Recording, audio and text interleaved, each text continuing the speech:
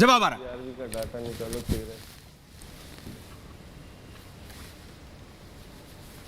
ऐश्वर्य जी, मेरा आपसे एक अनुरोध है।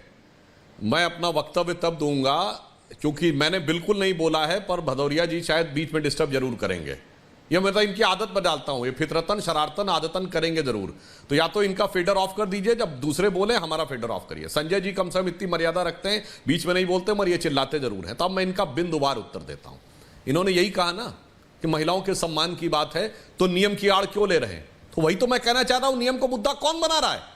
आप बना रहे हैं ना। नहीं नहीं, ये नियम 267 आज आप कहिए कल से किसी भी नियम के तहत हो, हम चर्चा के लिए तैयार हैं। यदि नियम स्वीकृत हो चुका तो हम नियम को नहीं देखने वाले, चर्चा के लिए तैयार हैं। मगर नियम खुद ला रहे हैं और उसके बाद भाषण दे रहे हैं आकर।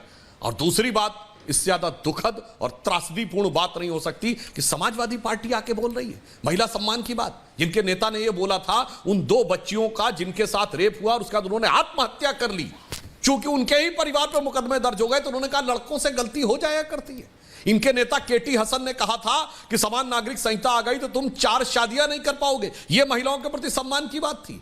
2017 के चुनाव से पहले याद करिए, जिस समय बुलंदशहर रेप कांड हुआ था तो आजम खां को कोर्ट से फटकार लगी थी, माफी मांगनी पड़ी थी। क्यों? उन्होंने कहा था कोई रेप हुआ ही नहीं, यह तो पॉलिटिकल प्रोपेगेंडा है।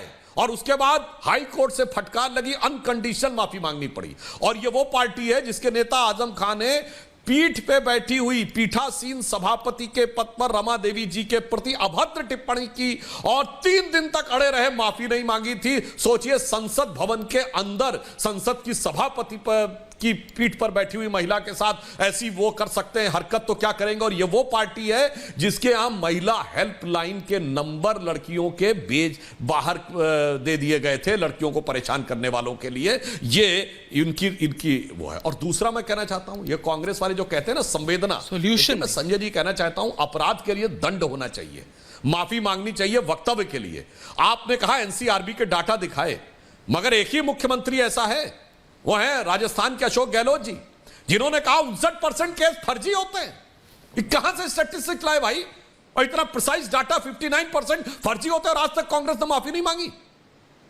ये वो पार्टी है जिसके राजस्थान के एक वरिष्ठ मंत्री ने कहा कि यहां बलात्कार इसलिए ज्यादा होते हैं, ये मर्दों वाला प्रदेश है।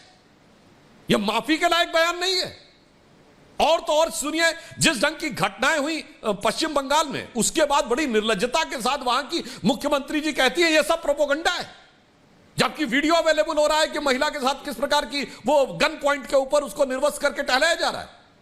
तो कम से कम वक्तव्यों पर तो माफी होनी चाहिए, कृत्यों पर दंड होना चाहिए। और हम कह रहे हैं कि प्रधानमंत्री जी ने, गृह मंत्री जी ने बिल्कुल साफ कहा है कठोर से कठोर दंड दिया जाएगा, मगर कम से कम इन बयानों के लिए माफी मंगवा लीजिए।